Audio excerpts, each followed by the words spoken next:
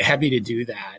So just to give everyone background, I've looked at, been in the market at least three times to look for CLMs over the past 3.5 years. I'm very familiar with all the market players, both the big companies and the small companies.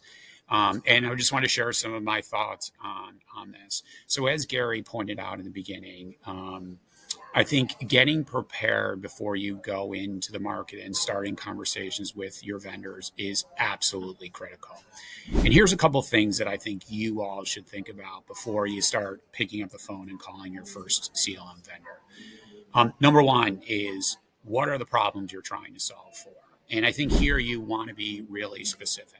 Like, hey, we have a problem.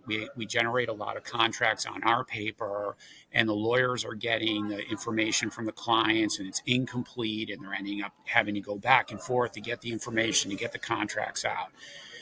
Or you're a sell side agency and you're trying to get your sales agreements generated faster. At my old job, we worked on third party paper. We did very little contracts on our old paper. So understanding, what that problem is that we were trying to solve for, of how do we get those contracts through the system faster and optimize the legal review so that our business can get the services that they need. So really identifying what are the problems that you're trying to solve for. The second thing is, once you've got those problems that you're trying to solve for, you want to develop a scorecard. And the reason why the scorecard is important is it's going to keep you focused when you're in the conversations with your CLM vendors. And because what's going to happen is your CLM vendors are going to try to, push the features and the functionalities that they think are important and help differentiate them from their competitors. So they might start talking to you about AI and using AI to review contracts or data extraction. Well, if that's not important to you, then you want to be, your scorecard reflects that. Then you can say to the vendor, hey, we're not interested in that. Let's focus on what we're interested in. So let me give you a contrast of what our scorecard was. Like when I was at Red Ventures, as I mentioned, most of our contracts were on third-party paper. So there we said, hey, contract assembly is not that important to us. Whereas at Mattel, the company I'm currently at, we do 70% of our deals are on our paper.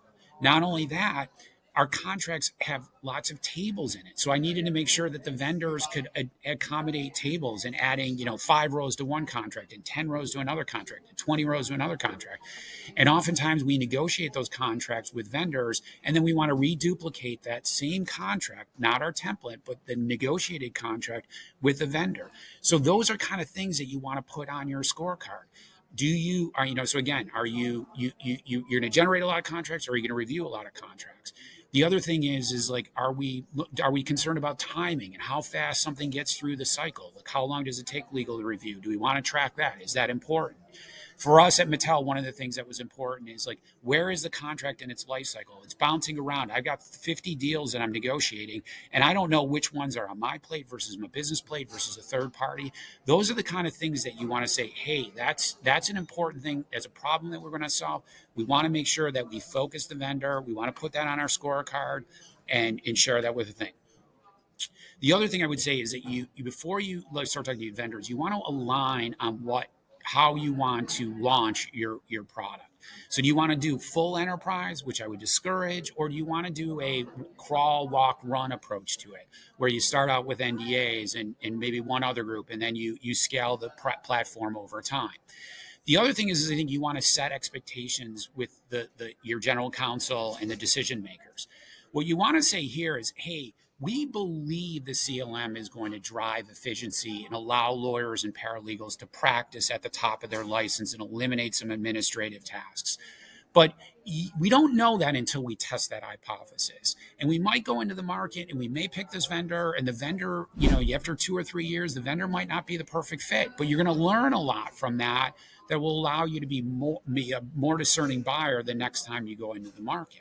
So again, I think you want to make sure that you're under promising your general counsel, but you're going to over deliver is really the point on setting expectations. And then the final thing I would say is that you really, as Gary pointed out, you want to really flow chart what your current state is. Because in doing that, what it's going to allow you to do is say, hey, here's some breakages here, and this is what we need to do and to optimize our efficiency. This is a good example of a flow chart that I built for our NDA process. where it maps out like, okay, an email is going to fire at this point, and then the document's going to go here, and this is how the system's going to update to the different phases and the stages.